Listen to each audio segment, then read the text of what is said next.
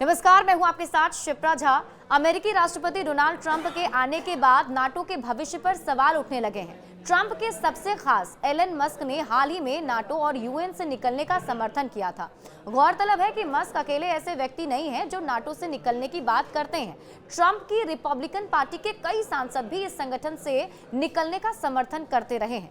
कुछ का तो कहना है कि तुरंत इससे बाहर हो जाना चाहिए।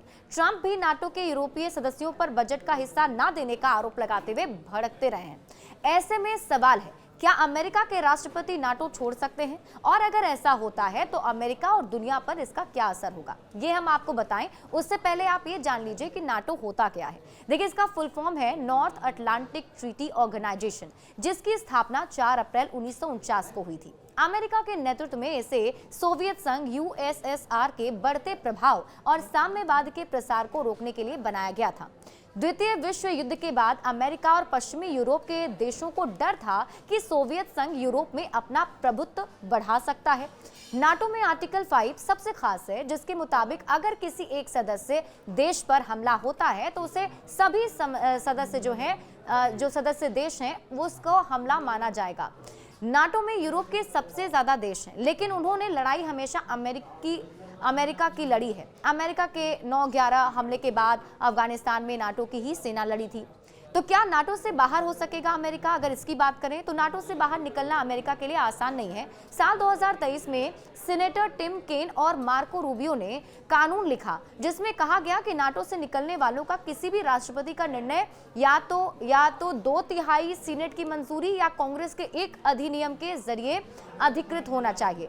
2024 में इस नियम को पारित किया गया और ये कानून राष्ट्रपति की ओर से एक तरफा फैसले को रोकता है। हालांकि कई एक्सपर्ट्स ये भी कहते हैं कि कानून पूरी तरह ठोस नहीं है और अमेरिकी राष्ट्रपति इसे दरकिनार कर सकते हैं।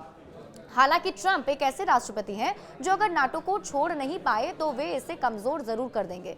वहीं यूएन से निकलने की बात करें तो संयुक्त राष्ट्र चार्टर एक बाध्यकारी संधि है, जिसमें स्वैच्छिक वापसी को कोई प्रावधान नहीं है।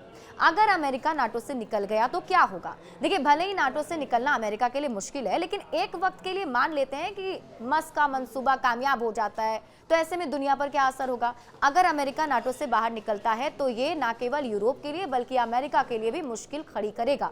अमेरिका नाटो की रीढ़ है जो सबसे ज्यादा सैनिक हथियार और धन मुहैया कराता है। अमेरिका के बिना नाटो किसी भी काम को नहीं करेगा। रूस सीधे नाटो से भिड़ जाएगा। अगर ये सब वर्तमान में होता है तो यूक्रेन को मिलने वाली रक्षा आपूर्ति भी बंद हो जाएगी, क्योंकि अमेरिका के निकलते ही ज्यादातर देश अपने सैन्य संसाधनों को खुद के लिए बचाने में जुट जाएंगे। रूस की सीमा के पास मौजूद यूरोपीय देश ज्यादा असुरक्षित महसूस करेंगे।